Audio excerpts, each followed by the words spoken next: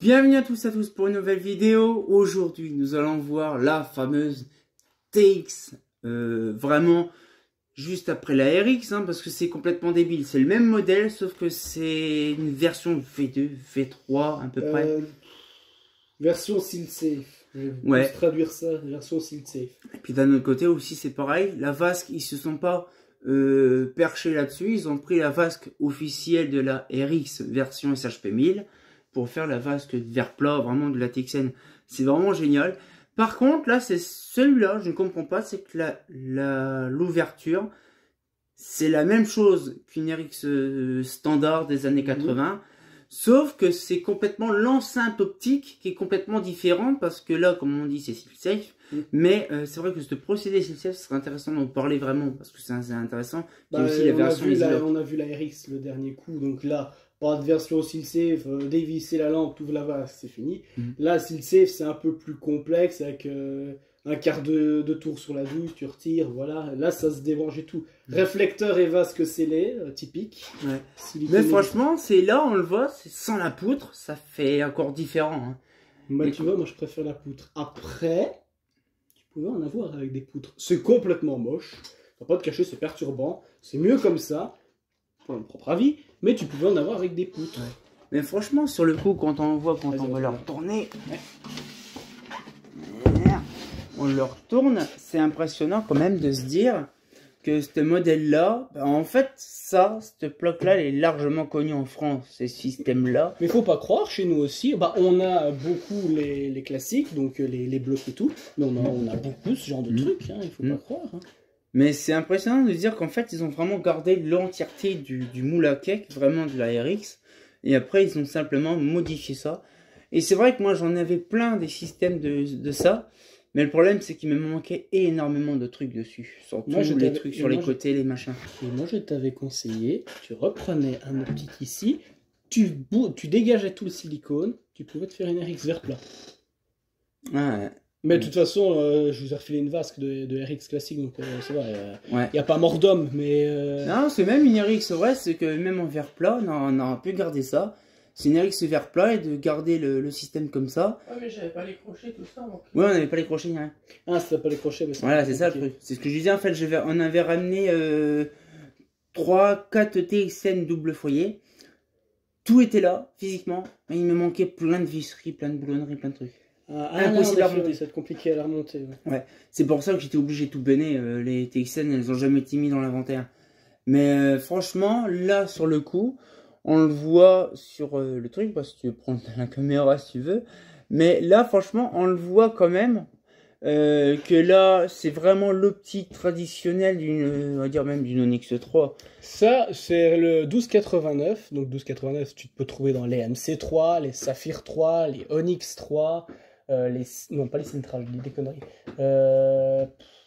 Moi, je pense que j'ai tout dit. Bah, à mon avis, j'en ai peut-être oublié un ou deux, c'est probable. Mais c'est quand même impressionnant parce qu'on voit que c'est des châssis qui sont blancs, mais tu vois qu'ils commencent un peu à chauffer, à devenir marron, un peu beige. Mais c'est pas ceux-là, en fait, qui deviennent les supports de douille craquants. Ah, ça, je vais me faire un plaisir de vous montrer. Ça va être génial. Ça, c'est pour ça que c'est pas les supports, c'est la douille. Franchement, la douille qui est merdique. Et ça, on va le montrer. Bah, on va déjà l'ouvrir. Bah, vas-y, fais-le. Je t'en prie.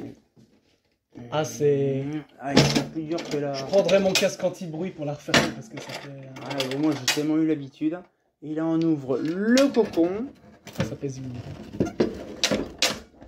Voilà, donc vraiment, enceinte optique traditionnelle de chez Schrader après 1985. Ouh, j'ai pas raccordé.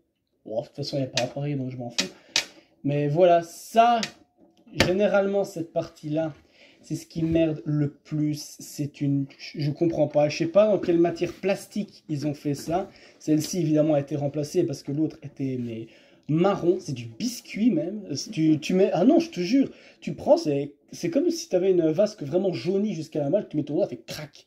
C'est pareil. Mais là, franchement, c'est du biscuit, mais quelque chose du cool. Bah là, tu fais ce que tu fais. Un quart de tour, comme d'habitude. Traditionnel chez Schrader. Et ensuite, bah, tu as la lampe. Ouais, généralement du 150 watts, 250 watts ou 400 watts. Ouais, c'est quand même assez catastrophique. Par contre, c'est vrai que chez Comatel, ou même chez Schrader, ils se sont amusés comme des bourrins à mettre une quantité impressionnante de silicone.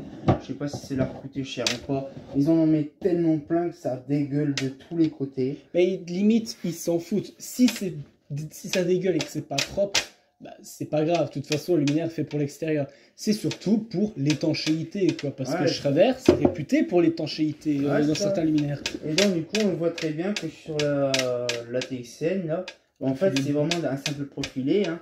Parce que c'est vrai que sur la RX, on ne le voyait pas, mais regarde, c'est qu'en fait, ils ont gardé encore le système. C'est les mêmes. Tu enlèves la vasque, tu te dis, oh non, finalement, j'aime pas. Ah ben voilà, regarde, là, ici, marqué RX.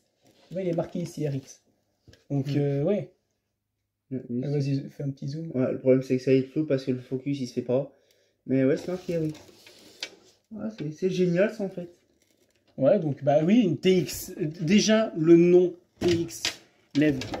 Voilà, c'est une merde. Déjà, le nom TX, pour moi, je sais pas pourquoi ils ont appelé ça comme ça, parce que ça n'a aucun sens. La RX a un sens. Rhombalux, t'enlèves toutes les autres lettres, à part le R et le X à la fin, ça fait RX. C'est simple. Mais TX, ça signifie rien. Attends. Parce que moi, je déteste ce genre de bruit-là. C'est comme les saphirs, les onyx, etc. Vas-y, je t'en prie. Ouais. C'est bon.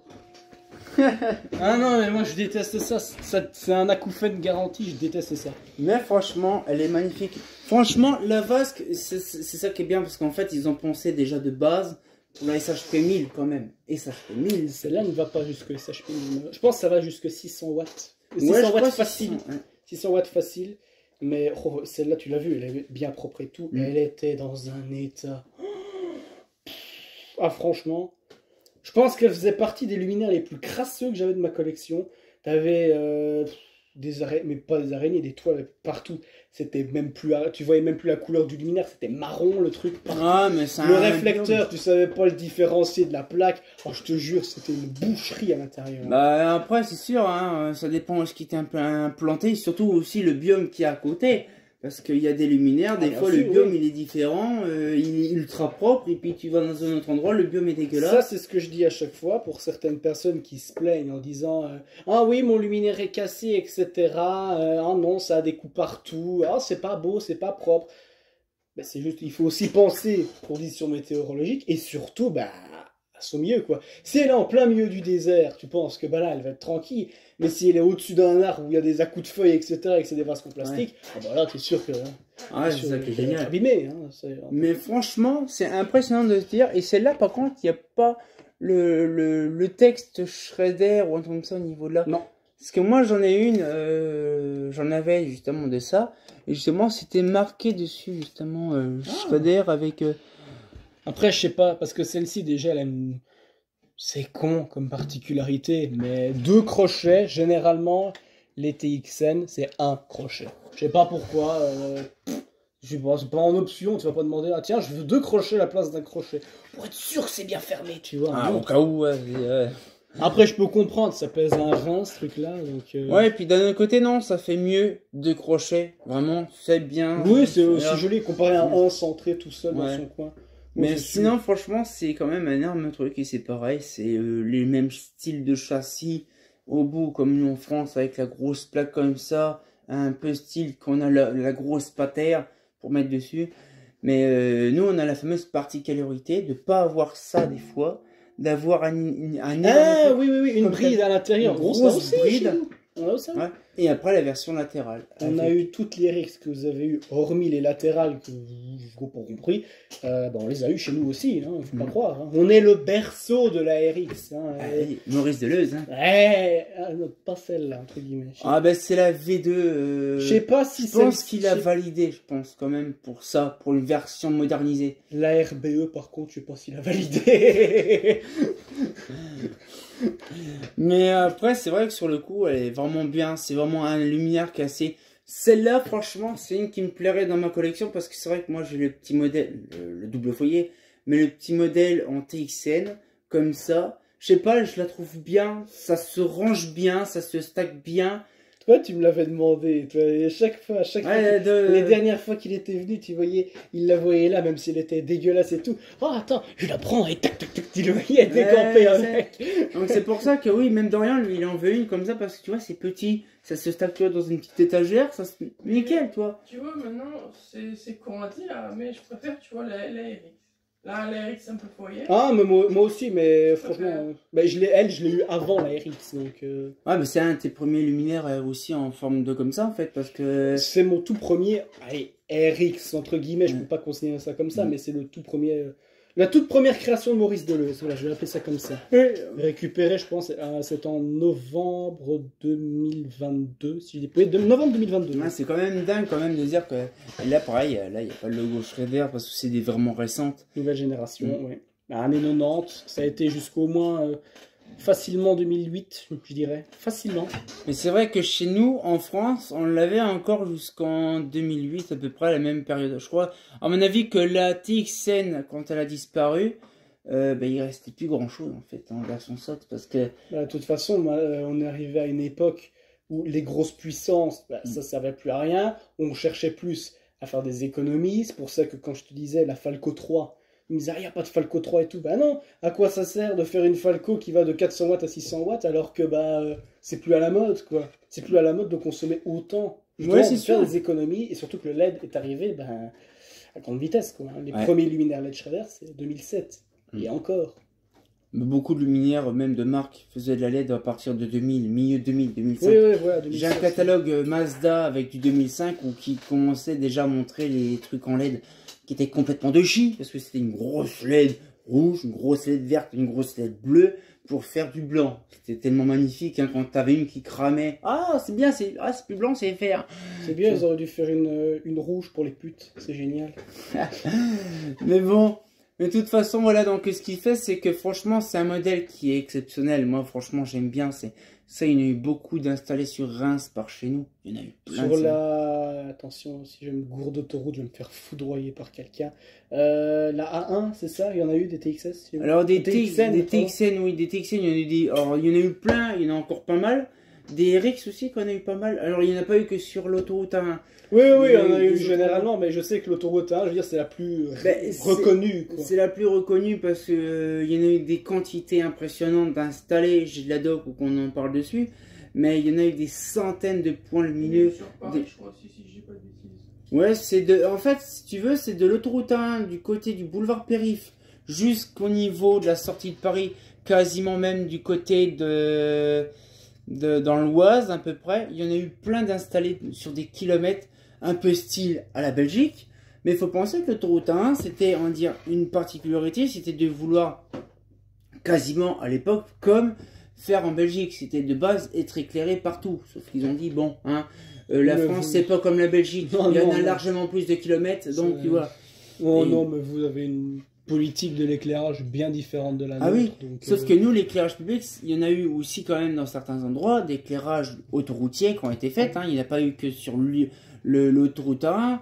Il y a des sorties d'autoroute ou des machins, ou des sorties même de stations-service où ça a été éclairé.